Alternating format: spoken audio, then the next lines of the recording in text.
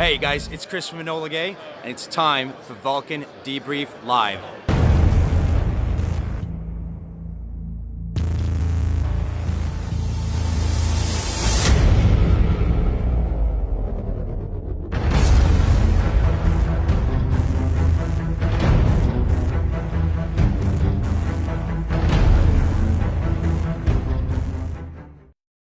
Warning, the following video contains strong language which may be offensive to some viewers and or inappropriate for immature airsoft players. The content within this video is intended for mature audiences with common sense only.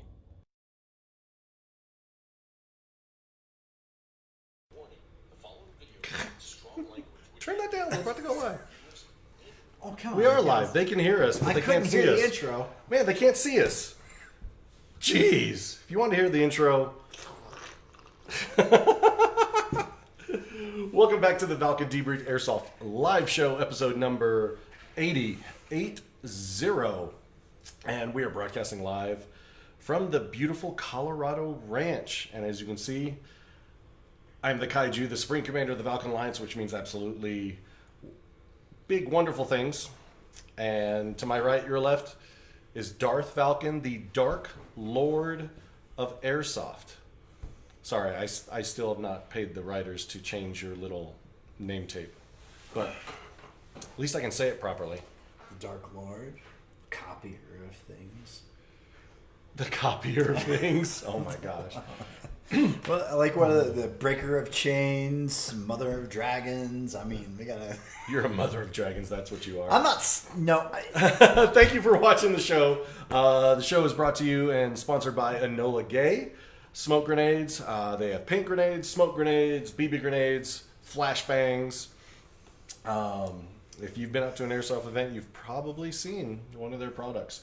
Valken is an official distributor of Enola Gaye, and we are happy that they are a premier sponsor of the show. What? Oh my gosh. No, it's like if you've been to an event, seen an event, played a game, airsoft events, so if you're confident. Yes. So please share the show. Get your friends in here. We're going to have a great show tonight with our special guests, Bubba and Javier from Centurion Milsim. Tag your friends. It's real easy. Let's see. I'm going to It's like digital syphilis. Digital syphilis. Oh my goodness. Let's see. We'll tag Greg. Oh, hey, what about Mr. Soto? Or herpes. It'd be like digital herpes. Dude, glitter is like the herpes of the craft world. Don't talk about. Was it Rick or Woodcock? No, that was Rick. That was Rick. He finally got over that. I'm happy we were able to move beyond that. So where's Woody? Woody, you're like my bomb tagger. He's here. I know he's here. He's supposed to be tagging everybody. He's just sitting there watching. Come on, Woody. Hey, Chad Dolce Carter is in the house. Who else we got? We got Devin Pedley watching. Kurt Szazowski. When I try not to pronounce it, I'm probably pronouncing it correctly. We got Carl Lindell from Battleborn. Eric Taylor, what's up? Rich Gully. Jerry Touchstone. Dang, Jerry, it's been a minute. Dark Horse 6 in the house. Steve Tom. Robert Fritz from Legion. So, man, thanks for joining. Yeah, tag your friends. Get them in here. Good way to support the show. Anytime, head on over to ValkenAlliance.com. Sign up for the Alliance. And it's free. Get connected with other players in your network. And you can support the show directly by buying one of our t-shirts, as you can see up there on the screen. Yeah, neither of us are wearing one today. But we are. I'm wearing Valken apparel. Are you wearing Valken apparel? No, you're wearing Black Rifle Coffee. America's Coffee. America's Coffee. So. It ain't Folgers. Hey, my mom drinks Folgers. From Walmart. Yeah. Walmart K-Cups. So, head on over to Valken Alliance. It's real easy. ValkenAlliance.com. As you can see right there, click on the join page. Airsoft. It's about sign up. promoting myself. It's my sponsors. But you're not wearing multi-glam, so it's not enough. These are my sponsors. So once you sign up, head on over to the Facebooks and put in Valken Alliance into the search bar and join your regional page where we just share a lot of events. We're not going to spam you with a whole bunch of stuff. We want to get you out and get you to play with your friends Play airsoft with your friends, not play with your friends. I got to make that clear. We don't want you playing with your friends. We want you to partake in this wonderful hobby of pretend, grown-up, make-believe. As they say, flicking the big bean. Alrighty then. So we're going to cut to a quick commercial break, bring back our guests, Bubba Moore and Javier Franco, right after the quick commercial. Get your questions ready. We're going to be talking about Centurion Milsim events, or Centurion Milsim and training events. I think I said the whole thing right. So they got a lot of fun stories. Hang on to your butts, as you saw on the little disclaimer. Please don't get your feelings hurt. We're going to have a good time right after this quick commercial break. One for the money, two for the show. I'm Leszek from Gunfire. Valken Debrief, here we go. Hi guys, I'm Leszek from Gunfire, one of the best retail shops in Europe. You can find us on every social media. You can find me on Instagram, that guy from Gunfire. Check us out.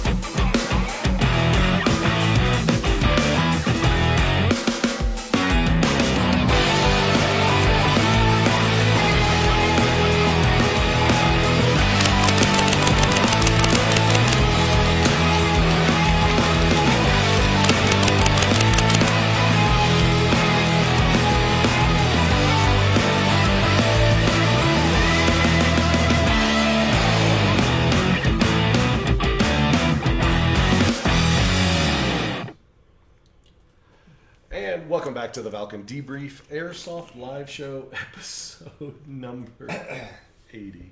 Oh my gosh. Before I have to call 911 for Darth Valken here, please let me introduce you to our guests tonight, Bubba Moore and Javier Franco from Centurion Milsim. Guys, can you hear me? Yes. There it is. Oh Hi. my gosh. I'm a little pissed off that we're not episode 69, just saying that up front. You know, yeah, 69 Hey, was look. pretty anticlimactic. I made the same comment. Why isn't it something like? There he is. Hi. What the fuck? You guys are soup sandwiches. Oh my God, the camera does that 10 pounds. Anyway. Oh my goodness. No shit.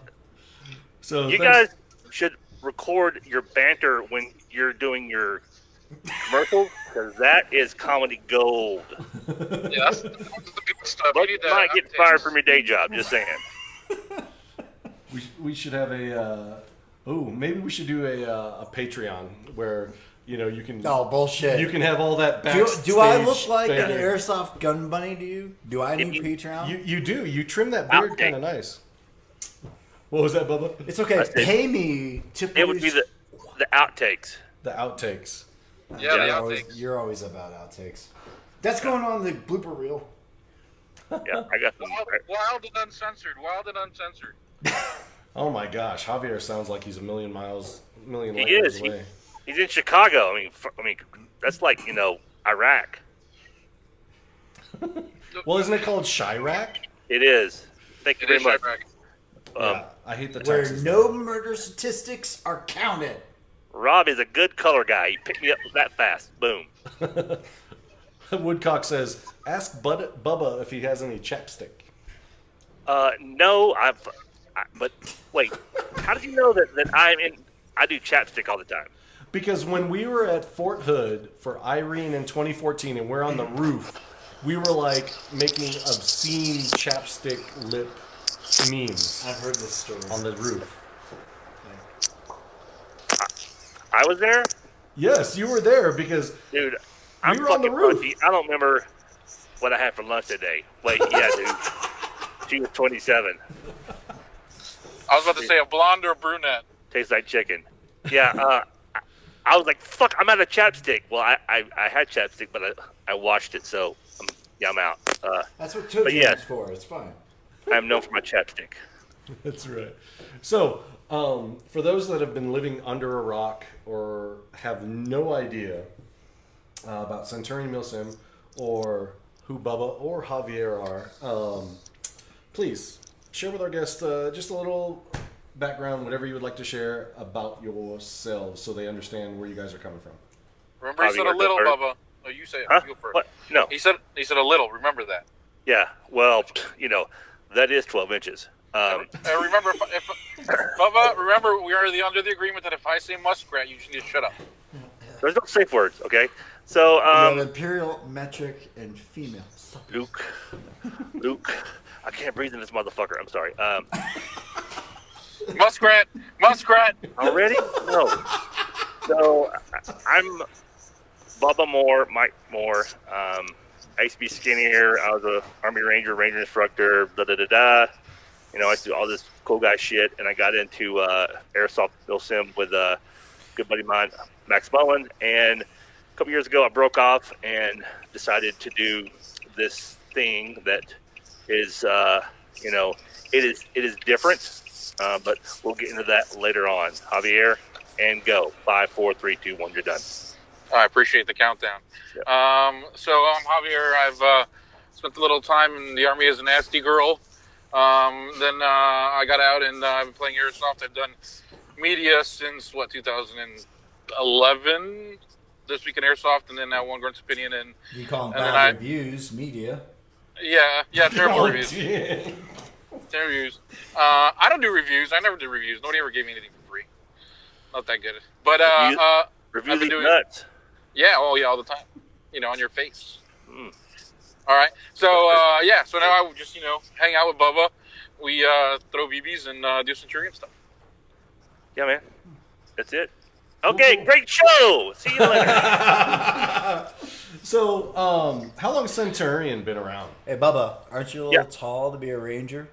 Like these little Well, short guys. no. I'm not tall enough. Well, I am 12 inches. Around. 2016-ish, I was blessed to be around a lot of smart guys when I was growing up as a ranger, and it was pretty much your first thought is the right thought. And I thought, I know a guy who would be perfect for this, and he was. And so he and I started a company, and I hate saying company because of that, and a buck will buy you a fucking Coke, but I digress. So 2016, everybody knows our first event, Condor, got a big fucking John Woo dick in the ass, and that was John Woo, like the filmmaker? no John Lou. John, oh my gosh. Hit him. Cook yourself. No, your hand, my hand. John Woo. But Muskrat. Why did I use it again? But so 2016, 17, 18, 19, and we're still treading water. We do our thing. It is a lot different than everyone else, and it's always the odd moment. and it's kind of a funny story. So I did a Milsim West in Washington State, and I met some guys who were from Boise, Idaho. Go figure. I live in Idaho. So for the last op, I get on the plane, and I see one of the guys, and he's like, "Hey, Bubba." I'm like, "Hey, man, what's up?" He's like, "Oh, nothing much, man." I said, "Cool. Where you going?" He's like, "Georgia." I was like, "Me too." I'm like, "Where you going?" He's like, "Blakely." I'm like, "Blakely? Fucking I'm going to Blakely. Why are you going there for?" He's like, "What are you, stupid? I'm going to your op." I'm like, "You're shitting me." Okay, it didn't dawn on me that anybody would fly from Boise to Blakely to participate in a Centurion event. It totally Other than you. And I'm like, oh my God. So there's some validation in, things like that, and guys being in scenario and actually calling out a safe world word. Fuck up. Trick or trout. Trick or trout. It's the more kid giving fish. Yeah. It's a thing. We're sticking to it because everybody who comes is like, Jesus Christ, bro. I had no idea. I mean, we killed a guy in a Motel 6 at 2:00 in the morning. Like, we literally killed a guy. We did everything we had to do to get the key, and there's a lot of, secret squirrel stuff. But we entered into the room and we killed him with airsoft guns and left. True story. And people are none the wiser. Yeah, and like what? I mean, when I say immersion, it's like, sometimes guys are like, hey man, it's kind of boring. I'm like, watch your tongue, because when it goes, based off of what actually happens, it goes for a long time, like 2-3 hours, one gunfight. Then it stops, because those of us who've been in the military know it's like, hey, what are we doing? Shut the fuck up and do push-ups. Oh my God, we're going, and then it's over, and we're going, and it's over. So that's that. Anyway. Ken Binkley in the chat says the realism of the missions from Centurion is truly unique. Well, he's been to probably every event, I think, except maybe one. And if I'm wrong, I'm sorry, Ken. You punch Javier in the dick. Yeah, I mean, even for, myself, I don't like to be read in. So, like, there's a timeline, and based off of what is done correctly or incorrectly, it's like fucking, what's that movie? Fucking Starship Troopers or something like that. Don't give me. Do you want to know more? Press A, and then. Oh yeah. Yeah. Would you like to know more? Yeah. So A should happen, but they fucked it up. So now C happens. I don't know. What are we doing? Give me a drone. Fly this route. Oh, there they are. So it is just that. Yeah, one of the, this will be my first Centurion event next weekend. Excited about it. Yes. But the one thing I hear from everybody else that's been to several events is, dude, that was like the best event I've ever been to, and I didn't shoot a single BB. Oh my God! Yeah. Was it like a Milsim West? So, What? Yeah. no. That's 2. You got 2 coming. Strike 2. Well, Centurion is definitely it's a niche. It's really it's. I mean, nobody can argue. It's Is it like that footage, or is it not- the other one? It's not.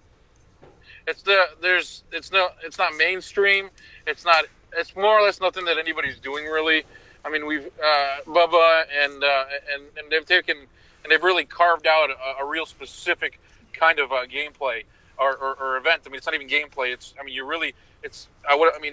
they call it now, a combat simulation, because it's moved beyond the simple idea of throwing BBs and capturing territory, or some magical frago that you would get from some place up in the air. I mean, that's all airsoft, and I mean, and that's the definition by far of what Milsim is to a lot of people, and how it's played. So it's not fair to call it Milsim anymore, because it's just not that anymore.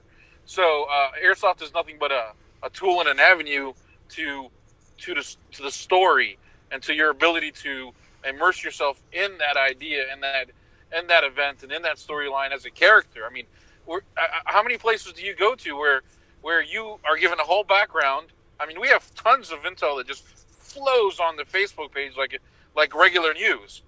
We've had people call, message us and be like, why are you posting this, news crap talk about airsoft? I'm like, dude, you're not paying free. And it's not. I've never been to an event where I had to stand in front of somebody in a mask and possibly pointing a gun in my face and questioned to actually be able to regurgitate the intelligence story, to justify what am I doing there as a character.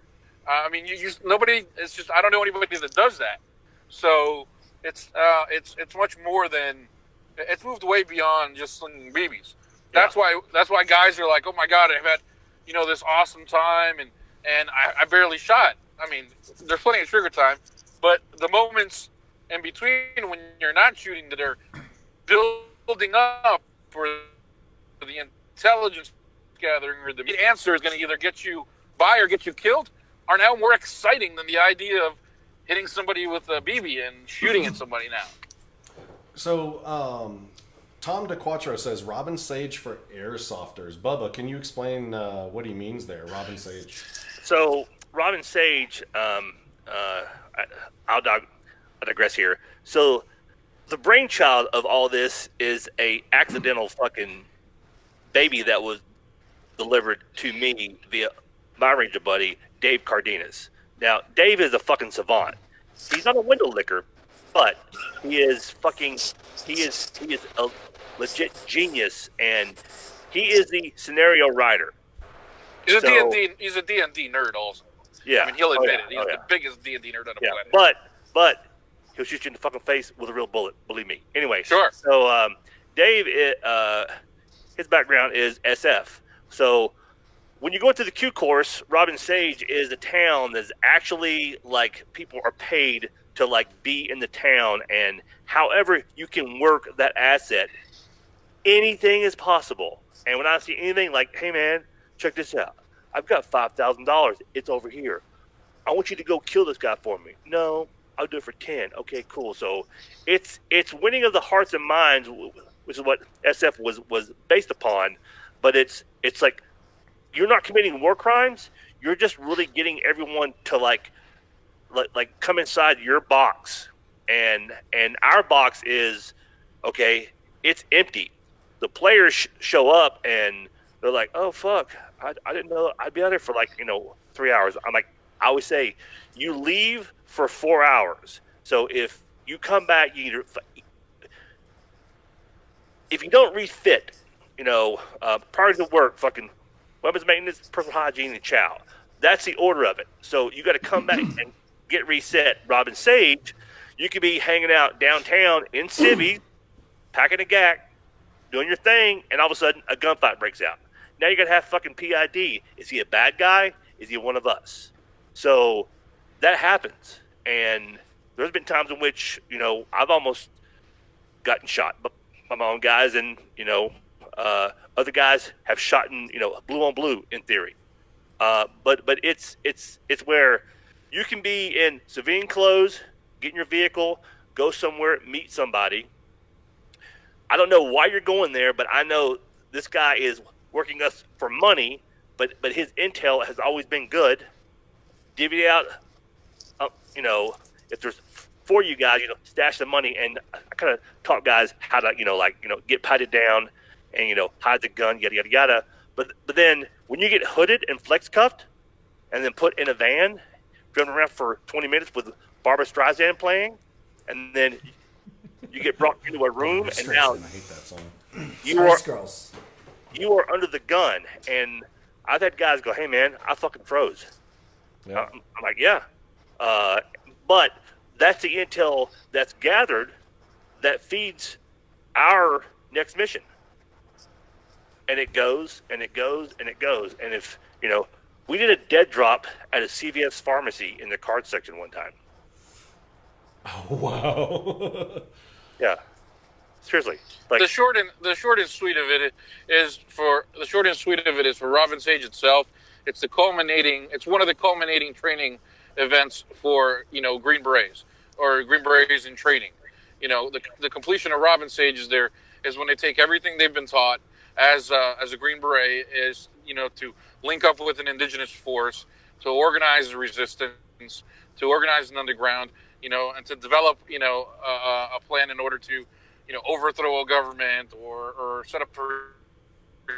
It's basically what a Green Beret does overseas. And as a trainer, advisor, and all that. And so Robin Sage is the training exercise held. Come on, Bubba, say it. Muskrat. Yeah.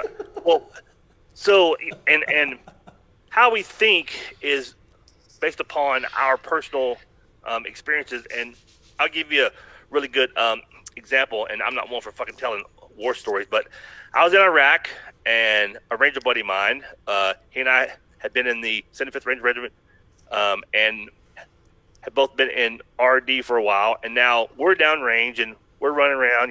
We got fucking sterile uniforms on, sliding pockets, fucking baseball cap, Fu Manchu. It's hot as fuck, so we're out foraging because we ain't got shit. So we come up on this mansion right on the fucking river right there. We walk in like we own it. Out walks the fucking light colonel. I see him, he sees me. I'm an E6 in. He goes, "Can I help you?" I'm like, "I'm good," and I blow him off. He's like, "Excuse me." I'm like, "Yeah, I'm good." So we're walking through this mansion. He goes, "What are you guys here for?" I'm like, "We're doing a fucking really advance for a security detail." Out walks a 2-star general. Now, I am so fucking outranked, it's incredible. I don't even flinch. I'm like, "Hey, sir, what's up?" "Hey, man, are you the guys with so-and-so?" "Yeah, that's us." An hour later, I don't smoke cigars, but we're out on the veranda by the pool. The fucking light colonel is bringing us water, drinks. My Ranger buddy Chris and the fucking general are shooting the shit. We had no reason to be there, and we bullshitted our way through the entire 4 fucking hours. I had a light colonel as my bitch. So that mentality is, you take a player, you put him in that, and I'm like, "Hey, keep talking. Come up with a story. It better be believable. If you flinch, they're going to find out, and then you're fucked." Yep. And then once you're fucked, we don't get our intel. And that's how it goes. Verbal kung fu. Yeah, exactly. No, baby. Just a tip. David Schwartz says one event he had to bribe a guy to take their group downriver to recon a meeting site. It was awesome. Yeah. We had a boat. We had a partisan link up, and get on the boat, and then you went down about maybe 2 miles, and there's a trailer right there, and you had a meeting, and if you fucked it up, if you don't get the poop, then it doesn't get pooped back out to everybody else, and then shit changes. Yeah. RJ Yannick, love RJ. He says, "I'd put a PG warning on this, guys. Tons of youngsters out there." RJ, look right there. See in the corner? It says parental advisory, strong language. The live stream started with a warning. It's right there. See? We got our bases covered. RJ. Thanks for looking out, RJ. That's what was mentioned is, what those guys are talking about is one of the things. We tell everybody, think outside of the box. Well, we play literally outside of the box, because we're all used to these AOs. This is the battle space. This is the area. You don't go beyond the boundaries. Well, we have multiple opportunities for guys that go there, participants, players, to go off site, and they will go to, like Bubba said, they'll go to a hotel on a mission. The airport. They'll go to the airport. We've sent guys to airports. We've sent guys to CVS. We've sent guys to a library. We sent guys to a restaurant. We sent guys killed a guy. Yeah, we sent guys to the cemetery. We sent guys downriver on a boat. I'm on the boat, y'all. It is very much. When we say outside of the box, it's literally out of the box, and we know that empty. We know those interactions in a real space. Controlled. We have very good control over it in a space that's ultra realistic, because they're real people that are not part of your scenario. It pushes the intensity or the individual, that much farther to be like, shit, I can't do this like I would do it usually. But now, as a caveat, we have read in all the local law enforcement, the fire department, the city council. Everybody has been read in, and they're all like, "What?" I'm like, "Look, it's completely safe, and we're going to bring extra money into your small community." Okay, man, we love it. Make it happen. So we got a comment from Brian DeCam Jr. Man, I want to get into this level of Milsim, but I'm always a bit daunted with getting the outfits and attitude right. What would your recommendation be for this guy? Dude, hey, fucking, this is the best way to do it. Get something green, or tan, because I'm not about, it has to be an exact. I'm like, hey man, we're on a fucking budget. Hey baby, I'm gonna go play airsoft, and no, you're not buying no. You got 7 uniforms back there, so just show up. We're not gonna fucking embarrass you, all right? I was once a private in 3rd Ranger Battalion. I know what it feels like to be a new guy. Okay, it fucking sucks dick. Sorry, RJ. Don't worry about that. You will grow exponentially just by showing up. And you go, hey man, I'm the new guy. We'll take care of you. We might make fun of you for a little bit, but we'll make sure that you get that experience where you're not the fuck of the center and just forgotten about. Yeah, I mean to add to what Bubba says, I mean it's there's two kinds of there's two bits of the storyline. There's the Copan storyline, which is the guerrilla war. So if you show up and join Ferris, you're a guerrilla. You're a militia guy. You can dress up hodgepodge with the crappiest gear on the planet, and you're the role. You're fitting the role. You're playing the character right. You don't need anything expensive to do that. And then on the tan side or the green side, the American side for the Copan War, it's multicam, and those guys are wearing whatever. I mean, it's not. We're not impression driven. I mean, because okay, I mean it's easy. It's easy. You go look at a picture. All right, I'm going to make sure to buy that same gear and I wear that. And all of a sudden you're in the right impression. Okay, it's much harder to get mentally into an event and mentally to get into a role. So just come out, sign up as a guerrilla, and go. And then hang on for the ride. The point is that don't let yourself don't get in your head about it. Just join and do it, like Bubba said. When I worry about are we doing it right? And I I've struggled with being a promoter and and a fucking owner, which I hate that term because if it wasn't for Javier coming on board, I'd have been like, I'm out, fuck this shit, because the whole back line is just it drives me nuts. But I felt like, wow, I've made it. Not like financially, because we're not in it for the money. We're not going to, lose money, but we want to make some money. But when Sal and Sam from Junkies and Third Coast were at our event 2 times ago, Sal said, and Sam said, literally, the best experience we've ever had, ever, in all of our experiences. Oh, weren't they wearing like these yellow soccer jerseys? Dude, they were fucking off the resident, like they almost have like a 7-day stock profile to assimilate back who they really were, because they were deeply immersed. Of course, they didn't catch Bubba because they turned on their ass.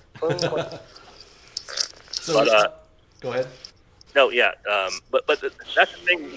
Those guys. Third Coast has 400 or 500 people. Never have that many people because of how it is, based. 200 is like, I'm going to kill myself. 150 is like a perfect number, because that way everybody gets that immersion effect. But if those guys say it unsolicited, on their own, without me saying, hey man, how's your weekend? They come in and say, Bubba, the best time we've ever had, ever. All I can hear is Javier breathing hard in the background. Yeah. Killing me. Jason Sorry, Binkley, I'm running around the car. Sorry. Okay. Jason Binkley, he says, the experienced players generally look out for the new guys. Everyone was a new guy at one point. Exactly. Yeah, if you're a legit FNG, fucking new guy, in the military, we're still tasked with taking care of you because somewhere mommy and daddy are like, my kid is in the big military machine and someone is looking out for his health and welfare, his food, he's got all his shots, you got to be that big brother. Now, you can be, being a friend isn't really a thing. It's about leadership. Sometimes it's fucking, a hard lesson or a soft lesson. But as a collective, we're not going to let anything bad happen to anybody ever. And what's really cool about us is we're so spaced out. Like, and Blakely is 2,000 fucking acres. I've never seen anybody get into a pissing match over calling their hits or, gameplay or whatever, because everybody is still looking out for the other guy. And it's a really weird brotherhood. Like the Ferris guys, those guys are fucking nuts. They would probably literally kill somebody for Verduga. But if you ever meet Verduga, you will literally never be the same. Because he will fuck your mind that fast. Oren makes a comment. Oren's been to your events. Oh, yeah. Character depth is unbelievable. We were Ferris, Greenside, in the midst of a mission serving as construction workers undercover, and Tanside stopped their truck, walked over, and asked if we needed help. The enemy literally thought we were a legitimate construction company on site doing electrical work. There you go. That's what I'm talking about right there. It is. And they're probably in civilians packing a pistol. Yep. Just in case. Ken says, on that boat mission, we left our third guy with the boatman. He had orders to shoot the boatman if he tried to leave us before we got back. Total realism. Yes. Tom says Ferris is a cult. It is. Hey, don't drink the Ferris Kool-Aid. That's all I'm saying.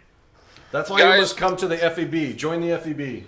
Guys in Ferris are definitely a little fanatical. I mean, it's Dave and what he's done with Colonel Verduga it's like every really good dictator. He's incredibly charismatic. He's easy to like. Guys want to follow him. Men want to be him. Women want to be with him. But he's also fucking nuts and ruthless. I mean, it's on a drop of a dime. All I have to say is this. He better know his place is my number 2 next weekend. That's all I'm saying. You're very, very special. No, yeah. No place. Yeah. I can only imagine the tension that's going to be there because, he's got his ego. I mean, and the man is God in his own right. So here's the kicker, Rob, is that you are going to feel like you are literally, oh shit, this guy is probably got fucking dead bodies in his fucking closet like right now, and he's going to play you. He's going to fucking be nice to you. He's going to want to kill you. But if you do that thing that guys like that mindset, including myself, if you do that, it will shift 180 that fast, and it's like brothers for life. Yep. And that's on you. Oh, to yeah. like, the fuck am I going to do? This guy's a cocksucker. Okay, somebody kill him. Something me, Mr. Lawrence, but since I can take it. Oh, I think my verbal kung fu can hold out. We can have this 4-hour conversation. I'm looking forward to it. I like it a lot. Carl Lindell from Battleborn Airsoft, one of the sponsors for Pathfinder. He says, I know myself and Patton will be there. We are excited. We are running our shop and hopefully some other things there. Also have one of my other guys playing. Looks like to be an epic weekend.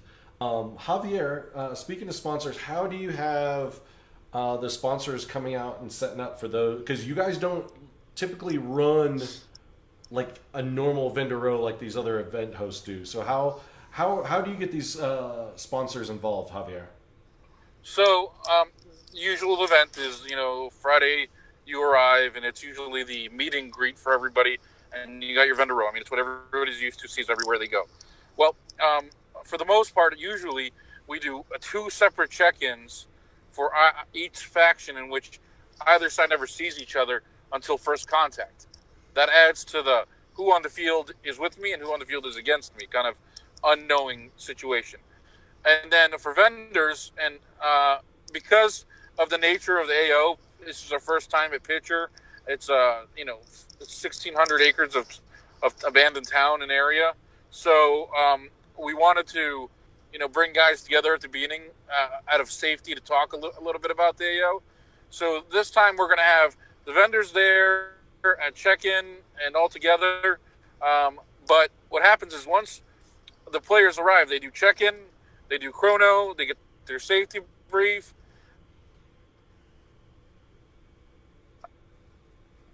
Apparently, do we Max lose him? Customs out of There he is. he's on a cricket phone. He's on a cricket phone. A flip phone. I'm driving, Yeah. so I'm driving. But so they can shop with the vendors there, and as soon as they're done with the vendors, they move immediately to their respective HQs for report to duty, and then you're immediately assigned your next task from there within the operation. Now, once that happens on Friday, the vendors, guys like Battleborn, move into what we call the black market scenario and the black market setup, in which they are in play, in field vendors, an active part of the storyline. So they'll do role playing. They will be, like I said, we call it the black market, and we create time slots in which we know we can hopefully create a lull, and then be like, okay, look, if you guys want to refit, resupply, you got to get to the black market, but you got to get under these conditions. So, Yeah. like, if you're Ferris, you got to go. You don't go in uniform. You go dressed as civilian, so you don't stand out. If same thing if you're an American, you go in plain clothes. Concealed pistol maybe. You do your deal and get back. It becomes part of the active environment. Or if, let's say, the black market is set up in a village, we'll go do a meet and greet with the U.S. forces. And while the U.S. forces are in leadership are doing their meet and greet, once security is established in the village, they go to the black market. So we integrate the vendor into the event directly itself. Now, this has always been a rough and hard from the beginning, but little by little, every event that we do it, we tweak it, reorganize it, and it gets a little better. It's like with Cricket. Crickets. Motherfucker. He's on a budget. it's been a revolution. He's You lose me? So, okay. William Soto says, after Pathfinder, everyone will want to join the FEB. But the reason why I bring up that comment is everyone always assumes that these 2, 3, or 4 factions are going to be, this is the storyline, this is what's going to happen every year. It's like, no. You don't know what's going to happen at the next event until the event before it happens. Yeah, like the war is going online. Like shit happens like in real time, because our storyline, if you are, if you poop a lot and you got a lot of, shitter time, if you start reading about what's going on in Copan, like I had a ranger buddy of mine, retired sergeant major Bert Puckett, Concure, and he's a revolutionary Civil War reenactor guy with horses and stuff, and he would call me, hey man, the fucking Copan News didn't come out today. I'm like, what are you talking about? You never even fucking been to one. He goes, I've been reading this shit for fucking like a year now. He goes, I feel robbed because it's going on, and stuff happens. A guy gets killed, this gets blown up, and if you're not read in when you get into a situation, you're not getting what you could be getting if you spent just a little bit more time, other than showing, hey, yeah, we're here and we're going to take that building over there, okay? And then you just shoot BB. If you're lucky, and they actually read just the rule set. Well, so last time, or our usual thing is we have a digital safety brief. So you watch it and Same time, every time. Just press play over and over, and it's the same. Everybody gets the same message every time.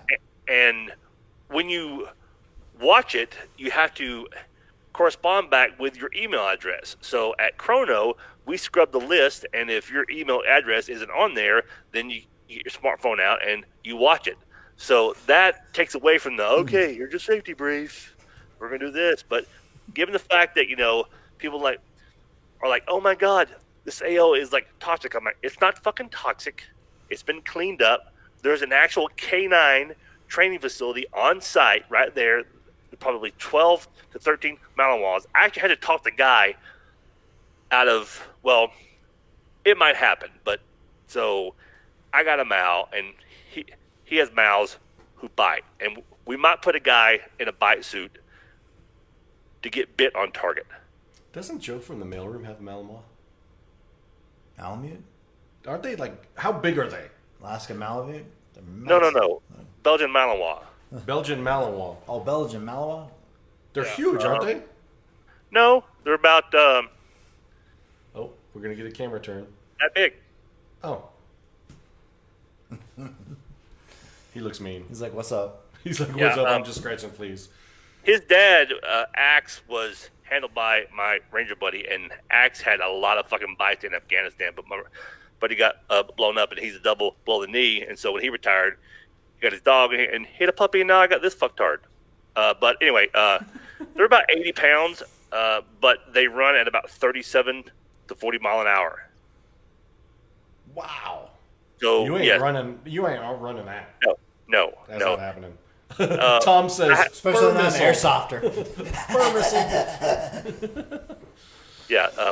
So my point was that this is a completely safe AO, unless you are spoon feeding water out of a mud hole, which you're a dumbass anyway, and so just die now or give yourself snip so you don't have kids and perpetuate your fucking dumbass DNA.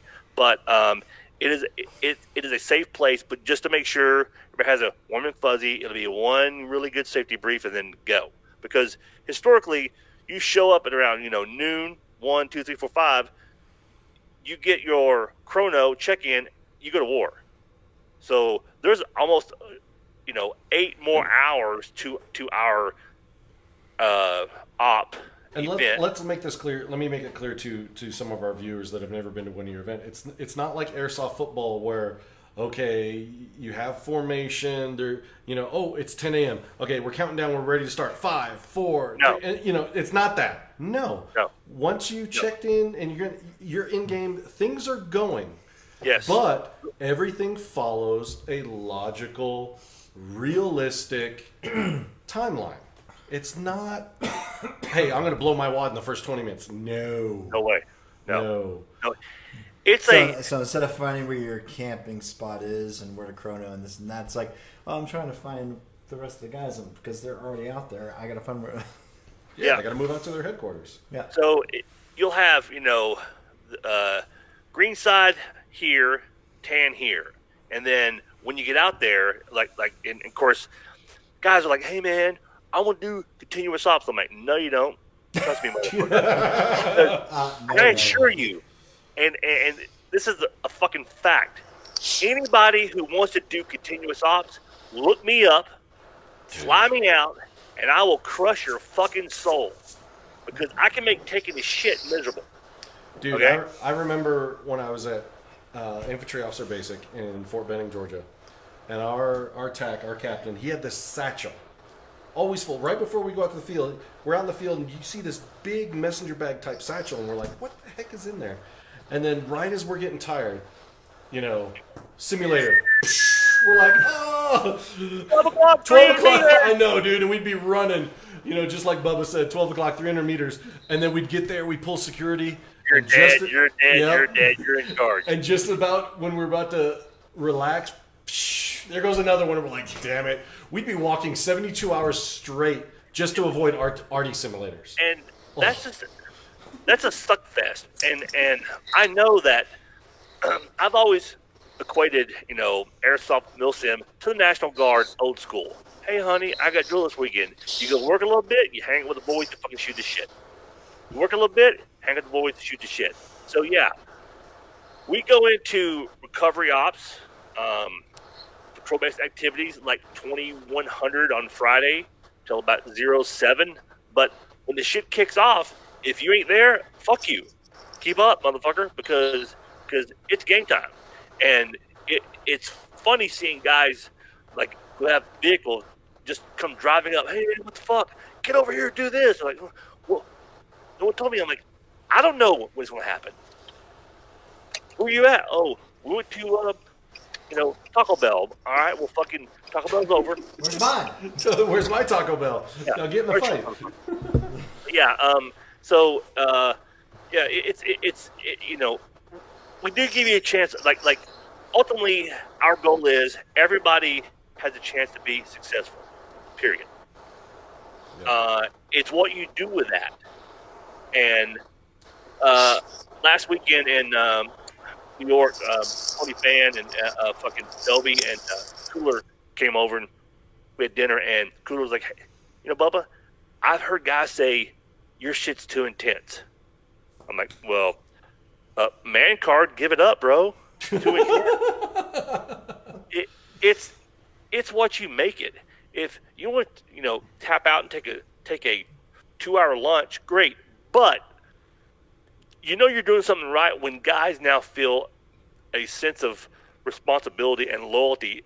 If you're fighting, I'm fighting. Yep. That's that combat simulation to a T. And they're like, fuck, man. And, guys are sharing water. Guys are sharing food. And you see that, and I'm like, it's so good. Yeah, there's the event doesn't run continuous in the traditional sense of its nonstop. It runs continuous in the fact that you're there all the time and you don't leave and you're continuously going.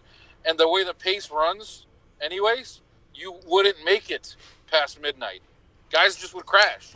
The pace is too fast. Or too continuous during the operational hours from the morning all the way into the night. There is no off time, like Bubba says. There is no go get coffee time, because if you leave the field, like he said, it's a draw away from troop strength. It's a realistic loss of troop strength. So it's not like other airsoft games where, okay, well, I'm going to sit this round out and my platoon will make up for it with what they got, and the mission is what it is, and we'll get back to it and hop. You can't do that, because the loss of any body is a loss in troop strength and a loss of manpower, and like you said, you're guilted into the fact that, like, okay, you can't. There's no such thing as sitting around being a dirtbag, because you're going to be alone, and you're gonna feel really shitty because everybody else is going, and they do it until at night, and you're tired and you're done and you're ready to chill out.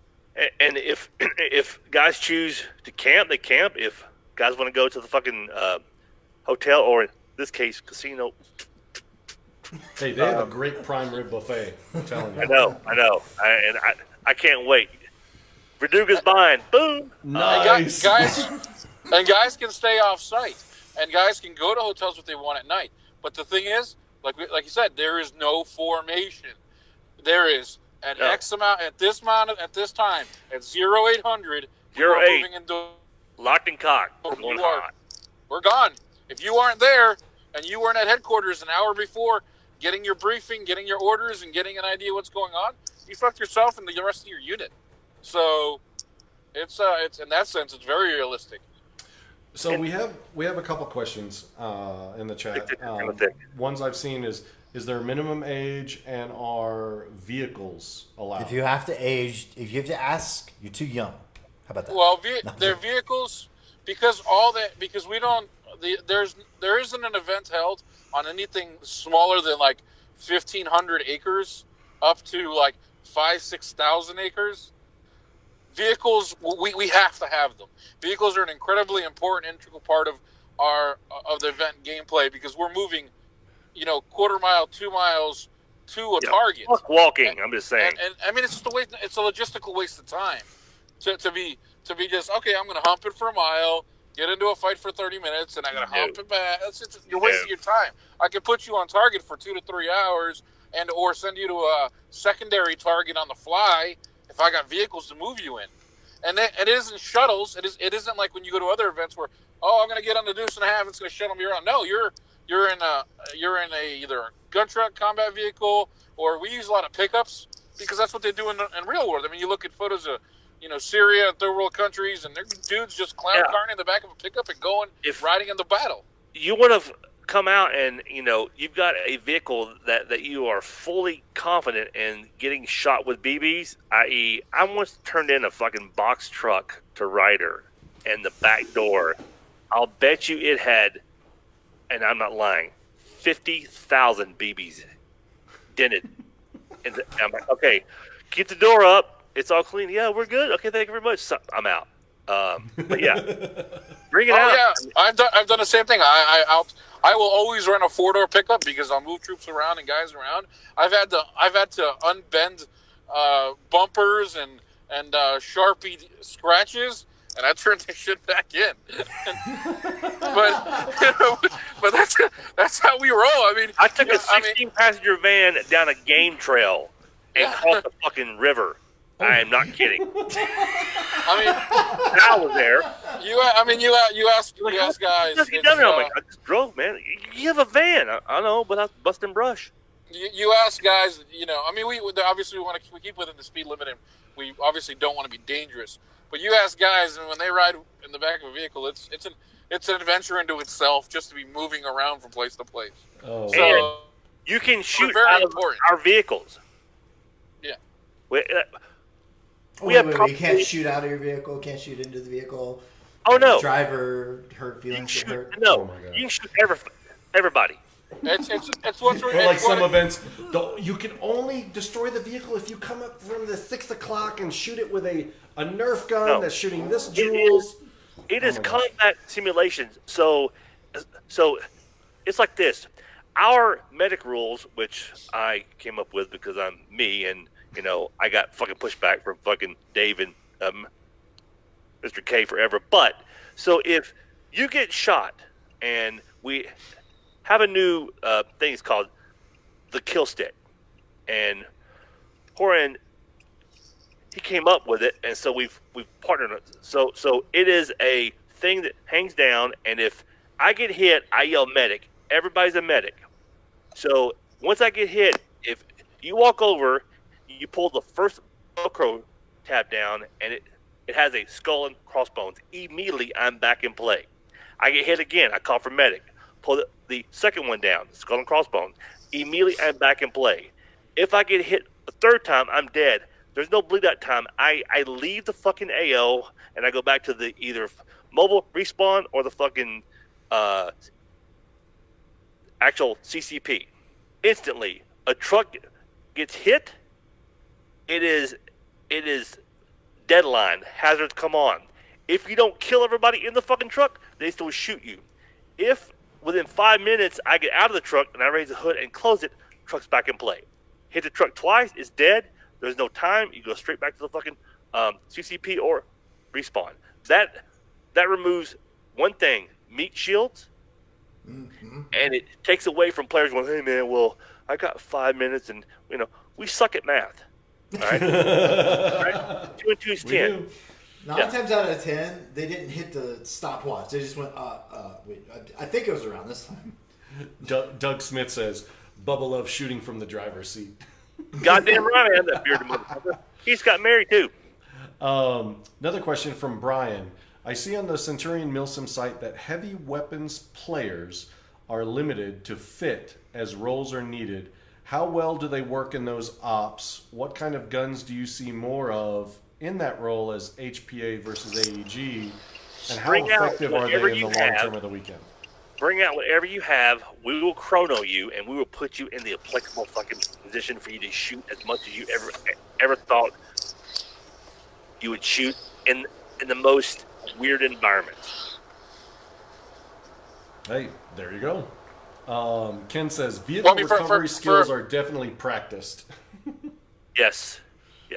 For the events, I mean, it's more or less 50-50 AEG, HPA. I mean, obviously we got fills at every event, so that's covered. It's taken care of. And obviously what happens is in the planning groups, each side immediately starts task organizing themselves. What resources do you have? What weapons do you have? I mean, we're pyro heavy. We're pyro crazy, and it's because of the vehicles. We have, I mean, we make it a point that for every 5 or 6 men, especially at least on the Ferris side, because I've never played the U.S. side. I've only ever played on our Ferris side, the best side ever. That kicks everybody's ass all the time. Fuck you. So we have Hey, cricket kicked in. natives, and we're like every 5 guys an RPG, a rocket, and or a bandolier of grenades. I mean, that's you're like, I don't have a vehicle, I don't have a gun trick like the Americans do, So we have to do. So we go pyro heavy to counteract their advantage. So we got another comment here, which I think there's a backstory with this. Madhu says it's full immersion, gathering intelligence, doing secret squirrel stuff, firefights, and Maria. Maria! Always one more for Maria. There's a video out there that, like, we have a lot of, intel gathering stuff, and the Madhu's guys, that whole crew, fucking phenomenal human beings. They are absolutely the reason why I am still even in it prior to all this, because they are like I would say brothers, but almost like weird stepdad to me. And I mean, it's a legit love thing. I mean, I would fucking do anything for those guys because they've done so much for me and Centurion. Unbelievable. And they love to show up and shoot shit, but they work hard, and they just love the fact that they're part of something that is completely different than anything else out there. And speaking of different, for those of you that are wondering, just how immersive, just go to the Centurion Facebook page and screen through all the posts. Don't just scroll down. Literally read it. And they do a phenomenal job of building a backstory. Literally, as I started getting into it, I missed a post. And then I realized I caught the next one. I'm like, wait, something happened. I missed something, and I missed a notification. I had to go back and read it, and it's like literally, it's almost like a choose your own adventure book, but you're not allowed to choose yet, but you want to. It's really cool. So you have to read what they actually post to build the story. How many times have you had to have a fucking passport at an op? But where's my dead rag? But where's my dead rag? Yeah, no, just saying, hint, tap the foot, passports will be utilized at this op. Yeah. I mean, you need credentials for infiltration. You need credentials for getting through areas as a civilian, and you're questioned. You're questioned by role players. You're questioned by the opposite side, and I mean, guys have gone as far as we have cat card quality IDs for like Coupon citizens, guys that have gotten them over time. And if you're in like a 2 to 3 hour drive from the site in Pitcher, which is Pitcher but no T, can't even say it right. And so backing up here, so when I first found this AO, I'm like, hey, Javier, hit up the AMS guys and let them know that we're not trying to come in their backyard and steal anything, because we will never be an AMS. We'll never be a Third Coast. We will never be that big of a thing because we just can't do it. And I know that for whatever reason, I thought that AMS was going to be in California, but then they came back to Oklahoma. I could be wrong, but anyway, guys like, well, I can't afford it. So I made the companion decision to drop the price point, $80. Said, fuck it. If we make $1, we're successful. So it's $100. I assure you, you will have the most oddly entertaining time you've ever had. And when you leave there, most guys the first time say, fuck, dude, I got my shit pushed in. I am not ready for this. But they come back better. It's Better like cover it's like story. Lay's. They can never just have one. Yeah, They yeah. gotta get more. Oh, yeah. Great. Now I'm hungry. Not a Pringles. No, Pring- it's Lay's. You think of getting laid? You can't even. Lay's. No, Lay's. Lay's. Javier would have Lay's. once. Oh my God. Javier has more than one kid, so he's been laid more than once. Are they his? Well, Yes, it is. Javier has never heard of the term piss foot and put it up. and for those that might be intimidated, you're like, oh my gosh, I gotta come out with a civilian outfit. I gotta come out with a backstory. It's like, it's real simple. Find something that's like your life, but just a little bit different, and make it A little alive. bit better. Because it's got to be. If you can't remember it, your story's going to get screwed. They're going to see right through you. You have to mix You got to in a have little bit something of truth. very close You gotta to mix in a something you little do bit of truth. in order to And- remember it. Dave and I are both graduates of the level C SEER course. And in SEER, you have to have a cover story. And if you fuck it up, you get beat. Like, they beat the fuck out of you. And I know when I tell people, I went to SEER school, level C, which is almost the highest level. There's one more SEER school that I can't talk about that's out there, but this is like right there.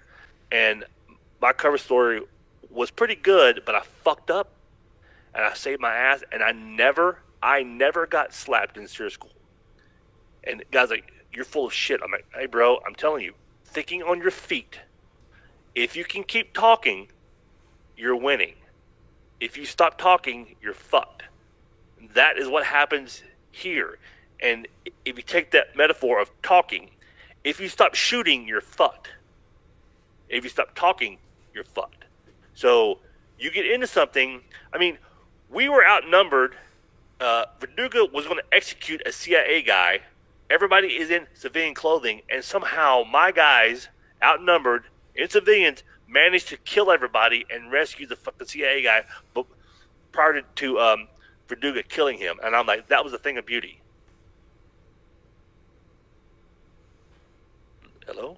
Yeah, we'll just let that We're sink in. just listening. Yeah, yeah. you have us captured in the Yeah. story. We're just like, ooh, what happened next? Like, I was there, and I'm like, and I mean, like, I've done some pretty cool stuff in my life, and I was like, fucking Christ. So I didn't get a trigger for them to shoot the guys. Now, we operate off of the ROE of the Geneva Convention. And if guys don't know this, Geneva Convention says that if I'm a prisoner of war and I kill a guard and I escape and I make it back to friendly lines, I will be charged with murder. Because if I killed that guy, I now put other POWs in danger. So that's how I operate in my mind. I'm in combat simulations. So I'm like, fuck, we can't shoot him until he is in the act of actually pulling the gun and pointing it at his head. So I didn't give a fucking trigger, so I'm like, fuck. So I'm on my smartphone and I typed out, when I throw my hat, kill Verdugo.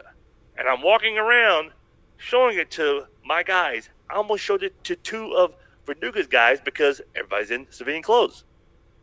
And I'm like waiting, and he's giving his speech, and right when he pulled it out, right when he was actually at the point of a threat, I threw my hat, we killed Verdugo and everybody around us, and we rescued the guy.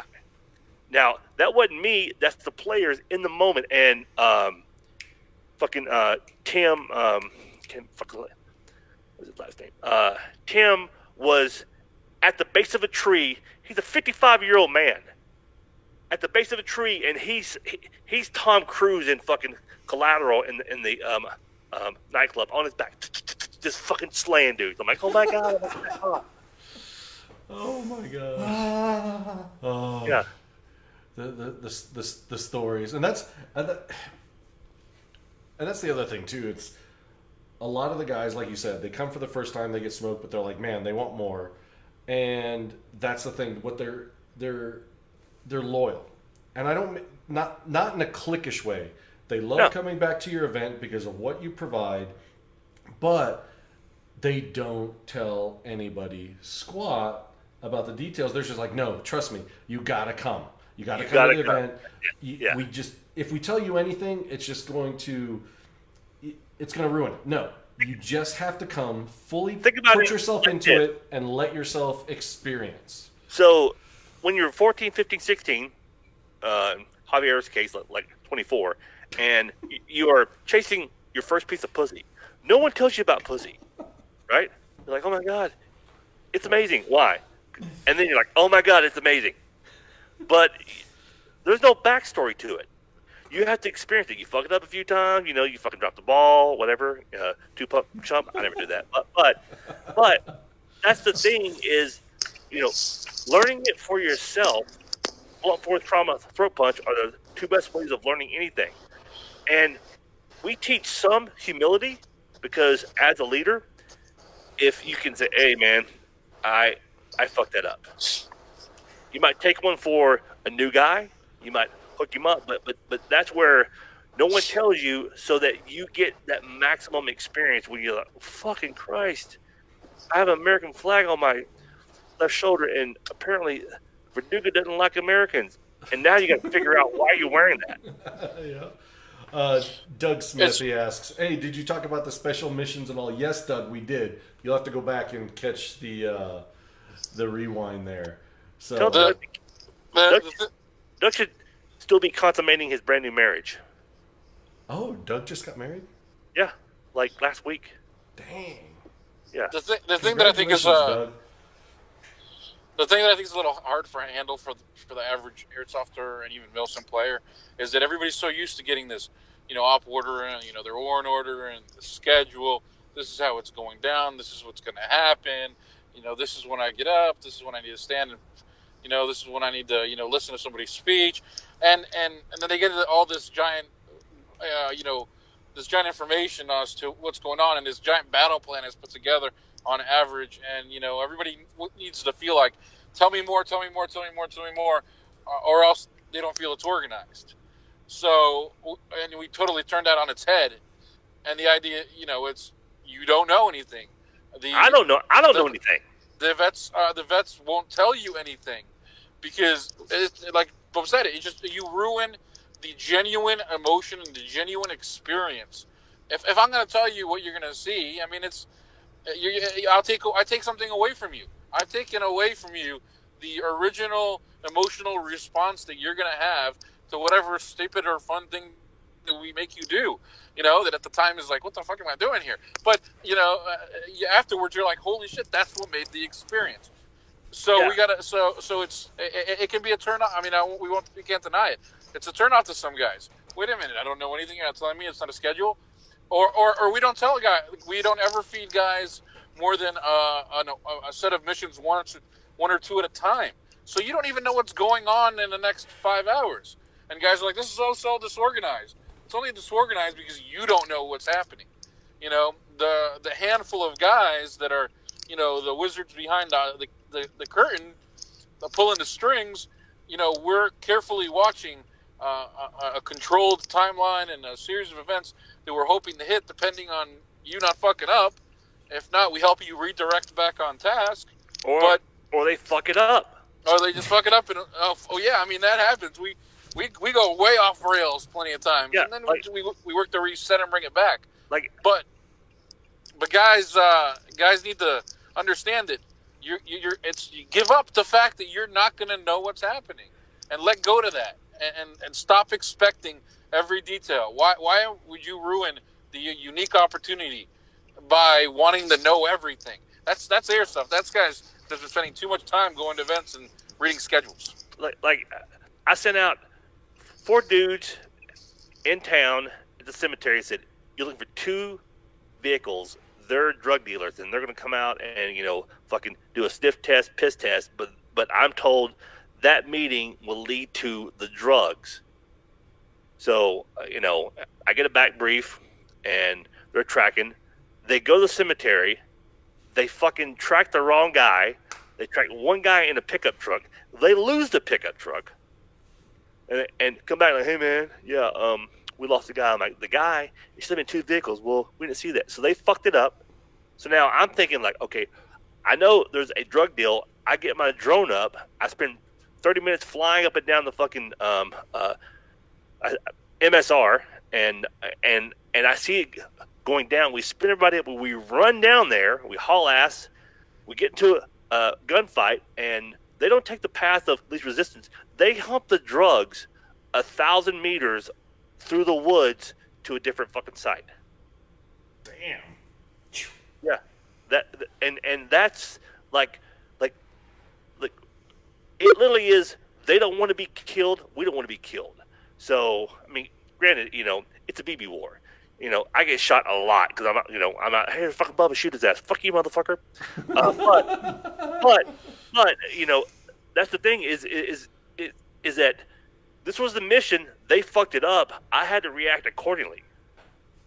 I had to do what I would normally do as far as making it happen, because mission first, right? As long as you're fucking 75% combat effective, we're going forward.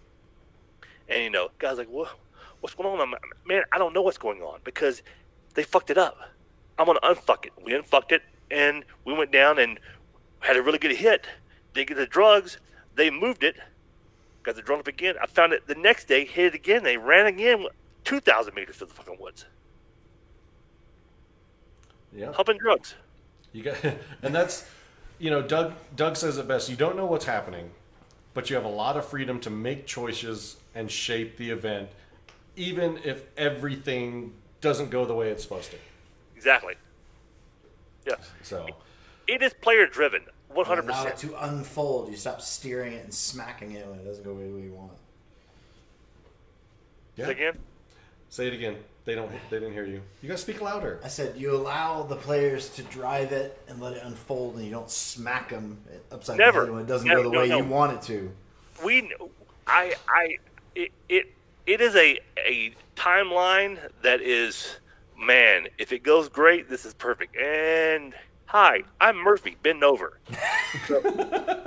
And it's like, you can't smack a player in the fucking pee-pee because it's combat simulations. They're doing an effort, and then that effort has cause and effect. And if it's bad, hey man, you didn't get it done. Next time, think about this. So I'll go back to being a ranger instructor, and I'll go back to being, coach, teach, mentor, counsel, and evaluate. And I'm not there to beat anyone down, but you see guys grow as a human being, as a man, women. We have a lot of women who actually are on the Ferris side because they're out there with their husbands getting their freedom fighting on. But yeah, you don't smack a player down, because if anybody does anything, as long as there is no malice involved, then you can't judge them. Yep. That's it. Yep. One of my friends was worried that it was going to get too intense. No. And I'm like, you got to remember, it's all about what you make it, and it's a big movie. It's a movie unraveling in front of your eyes. If you would take an hour out and say, hey man, time out. Okay, cool. Yeah. Got it. I mean, we do have a safe word, and it's called Centurion. It's been used twice before because it got too intense for guys. Like, oh, time out, Centurion. I'm like, well, what? My safe word is harder.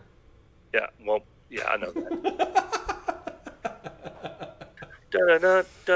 But it is still, you're taking time away from your family, your friends. It is your money, and we're not going to cater to you, but we want you to feel fucking smoked, physically and mentally, not just one, but just smoked. Like, fuck, dude, that was like, what happened? Yeah, and that's some of my conversations with some folks. They said that they've never been as mentally exhausted from a Centurion event. Welcome to my world. So anyway, we're wrapping up to our time. Man, it's been great. I think a lot of people have gotten to learn a lot more about Centurion. Instead of just like the prince names. Yes. The one name ops. Yes. So, and you notice they don't put op in front of anything they do. There's no op. There's no. It's just one word. Pathfinder. That's it. Yeah, That's the next one. That's Simple. I like it. And it's not like something where like you've used a thesaurus, a dictionary, and a translator to come up with 3 different code names. I mean, why do you have to know its operation? I mean, it's obviously a military operation. It's like the direct action beat you over the head. mission. You know, I mean, it's what it is. You know, I mean, every story, every title, I mean, has a purpose and an actual, reason for it. We didn't just pull it out of a hat and say, "Well, this sounds cool." No, there's a reason for it. Pathfinder, the nature of the mission is defined in the title. So if you're like, "What's it gonna be like?" Well, look at what Pathfinder is and what Pathfinders do and what the nature of that mission is. Do some fucking self-educating, you dumbass. Yeah. So if you want spoon-fed, go get a spoon. Go get a fucking nanny. Okay. Learning it on your own is showing initiative. So when you do show up and you're like, "What the fuck?" Well, then you fucking you reach down. You're like, "Yep, cock and balls or vagina," because we got some badass. We have some badass women. Okay. And like seriously, like we have some badass women who are literally I'm like badasses. They are dialed in and they're badasses. So grab the hoo-ha or the cock and balls and Dude, I have not heard hoo-ha. Oh my gosh. I used to have platoon sergeant that would always say hoo-ha. I'm kind of old school. Sensitivity training. Vagina sounds so feminine. Oh, C3. You remember C3 training? Yeah. Consideration for others. Yeah. That's what it was. I felt it. No. Yeah. Retraining. That's not what. So I can go on forever. Probably we'll do this one, and then based off of the whatever happens, go back in maybe October, November time frame, and again, just so it's out there, the next time it will be a bit more expensive because this costs money. Okay, It's a business. Airsofters don't understand business. Come on now. Well, I don't want to shove it down your fucking throat, but fuck you, motherfuckers, because it's like costing like money. But you're doing this for the community. It's out of the goodness of your heart. $750. You love the game. Yeah, it's $750 for a fucking 2-day insurance policy. Yep. People How's don't that realize it. dictate? Chicken. People don't realize it. Anyway, So- bro. All right, hey, if I don't see you fuckers Fort Rains piss on you, if I don't see you Fort Rains piss on you, fuck you. Thank you guys very much. Bubba, thank you for joining us tonight. Javier, thank you for joining us tonight. We really appreciate everybody. Thank you very much. Join us. Long-time viewer, first-time caller. Yes, Javier. we finally got Javier on there. So, all right. So, thank you everybody for joining. We'll be back next week. Yeah? No, not next week because I'm going to be driving to Pitcher, Oklahoma. So, but I don't know. Maybe Javier will let me go live. We'll see what happens. Maybe with just You Javier. can get signal in pitcher. If I can get I signal hear in it's Pitcher. pretty dead. It is. So, all right, everybody. Thanks for watching. Thanks for liking. Share the show. Check it out on the rewind. Have a good night. We will catch you later. Are we going? What's going on, guys? It's Nigel with Elite Force. Check out the Valken Debrief. Debrief? Try one more time. Check out my briefs. I like my briefs. Check out the briefs. That's so great. See, once I knew what I was doing. And those are my guys, actually. It's just, Where is kids? Hi, it's Jonathan from Airsoftology. I'm really camera shy, but you're watching the Valken Debrief.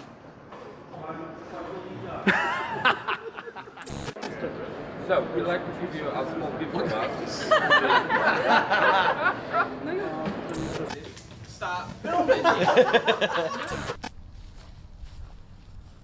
Hey, it's Kaiju. I'm the Supreme Commander. That's what I am.